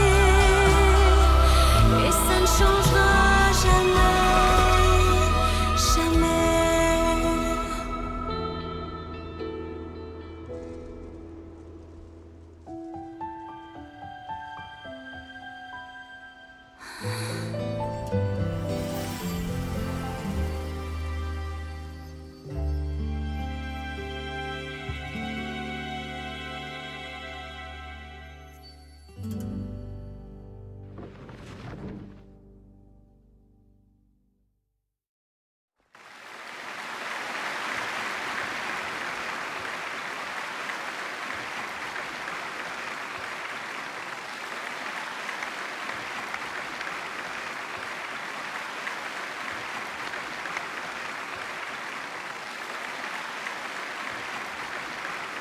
Is it just me?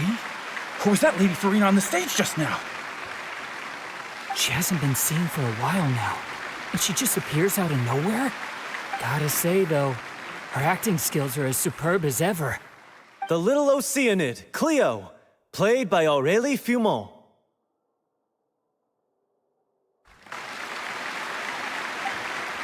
Wait, that's not her name. What's going on? I don't know. Maybe it's just a doppelganger. I've spent a lot of time out of the spotlight, and they didn't use my name during the curtain call either. Hopefully, not too many people recognized me. It's too bad that I had to break the one clear rule I'd managed to make for myself, even if I had no choice. Still, I have to admit that, despite everything, it felt good to be back on the stage again. Finally, we would like to give a special thanks to our artistic consultant and event coordinator, Miss Furina. Hey, that's not what we agreed on! Oh, so it was Furina after all. She's back. Honestly, what is he doing? He should have run that by me first. All right, calm down, don't be mad. This was a group decision. We just didn't want your contributions to go unacknowledged. After all, it's been the rule in Fontaine since ancient times that everyone's work, visible or invisible, is equally deserving of recognition. Yes, I know the rule, but it should still be applied on a case-by-case basis. I wasn't ready for this yet. It's no big deal. What's the worst that could happen? At most, he might be asked to sign a few autographs later. Oh, yeah? Well, since you think it's so easy, you can sign them for me. This is a great chat and all, but can we talk about that crazy thing that happened during the show? It nearly gave Paimon a heart attack. Paimon flew over to where she was supposed to be and was about to drop the prop vision, and then suddenly, a real one popped out of thin air! Oh, that. I've got no idea what happened there either. But hey, it worked pretty well, didn't it? I'll bet the audience has never seen such a realistic prop. Wait, what about Dolphy? I wonder how she's doing. Oh, let's go check on her as soon as we finish clearing the stage. Yes. Plus, she'll definitely want to hear how the end of the show went. If nothing else, we can safely say that we accomplished what we set out to do.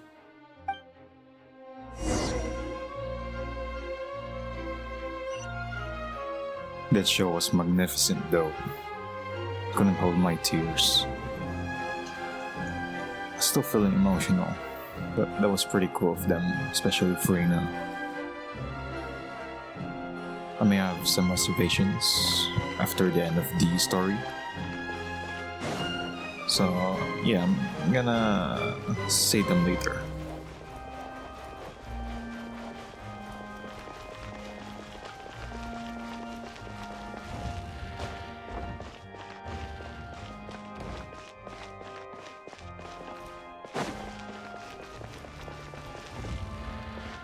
And also, we got quite an audience. And they're just about to leave.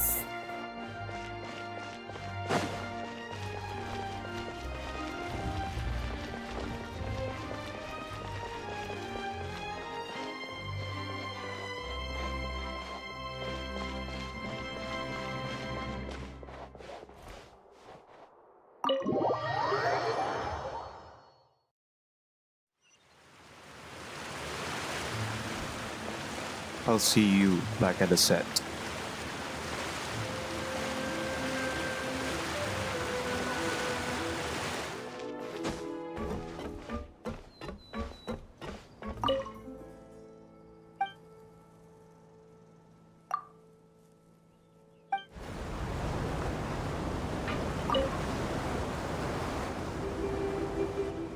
The Aquabus will arrive in the Court of Fontaine to the wonderful aroma of freshly brewed coffee.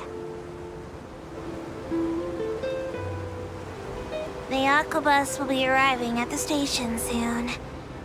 You seem not to have brought much luggage. If you have any later plans for long-term travel, you can drop by Beaumont Workshop and speak with Miss Estelle.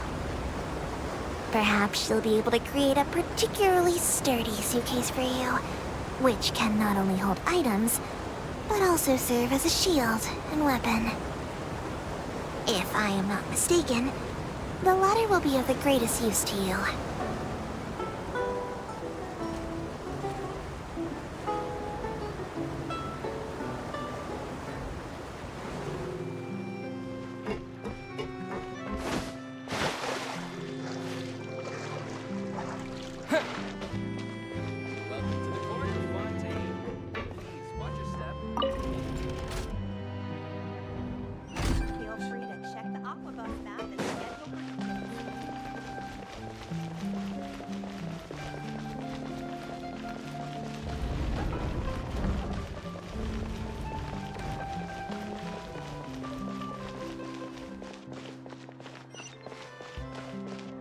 I just bumped into the kid. Sorry about that.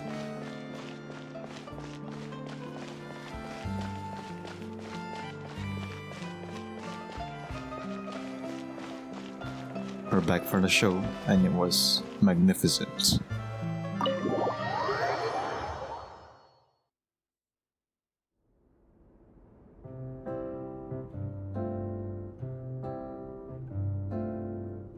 Ah, you're back. She's doing okay. Her condition stabilized after taking some of her original medication. From experience, though, I'd say she still needs a few more days of rest. How did the performance go? Was it a success? Did the audience like it? You'll be glad to know it was fantastic! Also, you're not gonna believe what happened while Furina was on the stage! You'll probably be able to read all about it in the Steambird first thing tomorrow morning! That's wonderful. I'm so sorry I failed to see it through to the end. I guess I was wrong to try and tough it out to begin with. Oh, don't worry about it. Like they told me after announcing my name during the curtain call, everyone's work deserves recognition. Even though you couldn't see it through to the final scene, the audience was very impressed by your performance. It's safe to say that you made your mark on this memorial show. Well, one way or another, we did it. I've had bad luck ever since I was born, so I never expect things to go smoothly in life. I'm just happy to know that we went out on a high note. That's all that matters. Blaming your bad luck again, are we? Maybe if you didn't push yourself past your limits so much, your illness wouldn't be flaring up all the time. Oh, don't you start. I don't have the energy to argue with you right now. Aw, you two clearly care a lot about each other. I don't know what you're talking about. You mean we never stop arguing with each other? That just proves it more, that you care for each other. So, any plans for the next step? After the brilliant performance you put on, the reputation of your troupe is sure to spread through Fontaine like wildfire. You won't have to disband if you don't want to. You could capitalize on the rave reviews and license out the Little Oceanid to the bigger theater troupes out there. That would do wonders for your financial situation. No, we should still disband. Yeah, it's what we all agreed to. After all that's happened, I should give you guys some space. But maybe our paths will cross again one day. Hey, don't just walk off!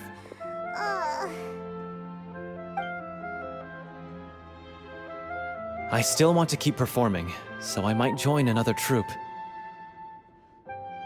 After watching Miss Furina's performance, I think I'm starting to understand our director's infatuation with musicals.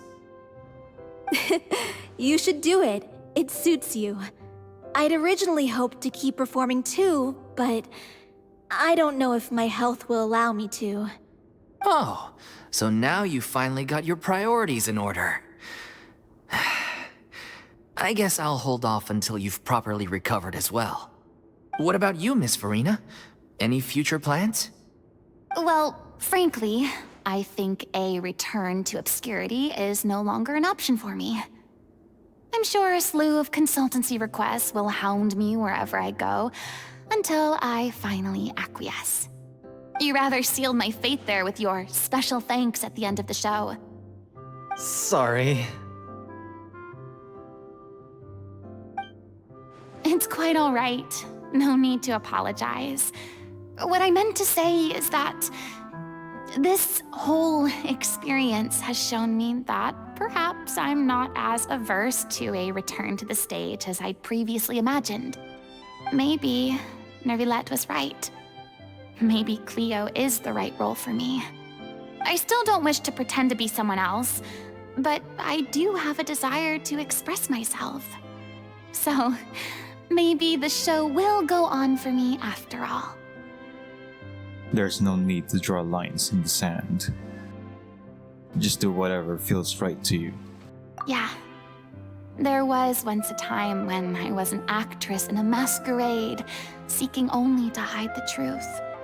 But from now on, I want to spend my time learning real stories about real people and how they touch the lives of others around them.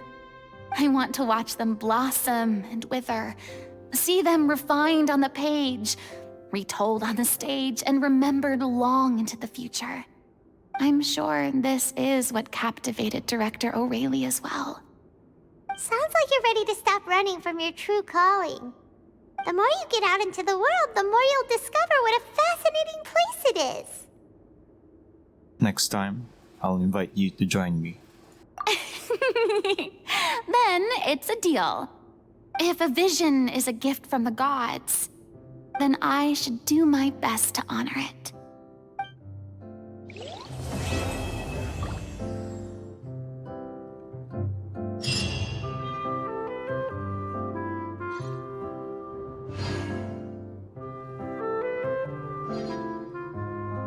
So that's the end to the story quest.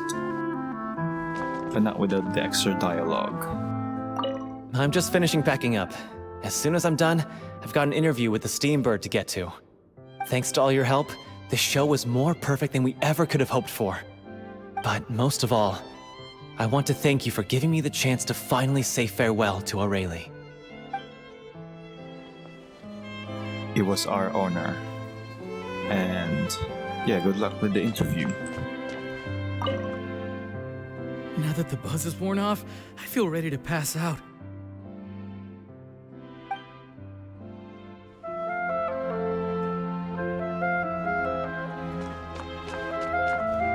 I mean, of course I have some regrets, but... There'll be plenty of opportunities in the future for us to tell the stories that we want on stage. Indeed. Last but not least, Furina. It's ironic to think that in my whole time as a god, I could only ever dream of receiving this kind of power. And now that the gods have given me their blessing, it actually feels more like I'm finally able to take my fate in my own hands.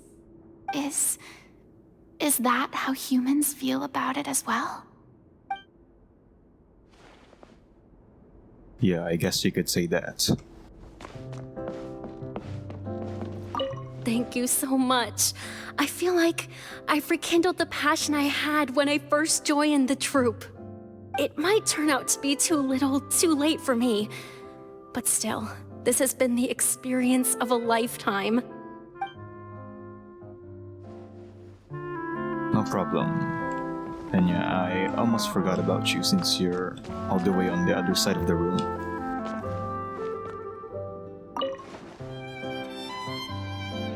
Yeah, so that's the end of the story quest.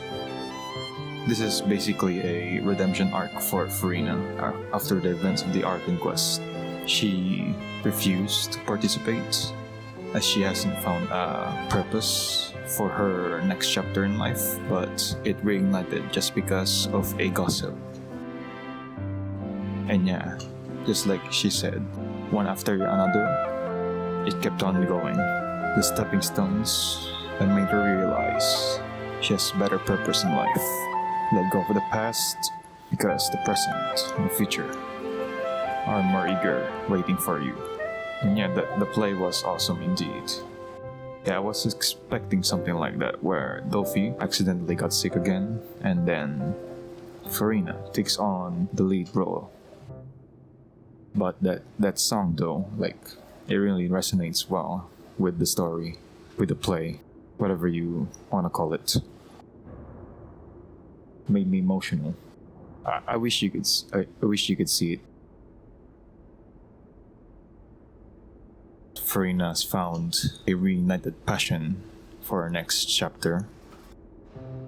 And yeah, the vision as well. I was not expecting the vision I thought it was part of the play, but she was granted a vision right during the play. From the first time we met her, she was all energetic, she was all bossy and free and careless, like the stage is her own. She makes everything her own, basically. But now, yeah, she went from being mellow and sorry to she has some of her energy back from when we first met her. Really is amazing character development, spanning across from the Archon Quest to the story quest. Yeah, I think that's my takeaway for this quest. And yes, the play shall be passed on to many generations to come. I really enjoyed it too. Of course, we enjoyed it. Shall be remembered all across Teyvat. And now, that is my takeaway for this story quest. So that's it. Hopefully you all enjoyed. I'll see you in the next one. Take care.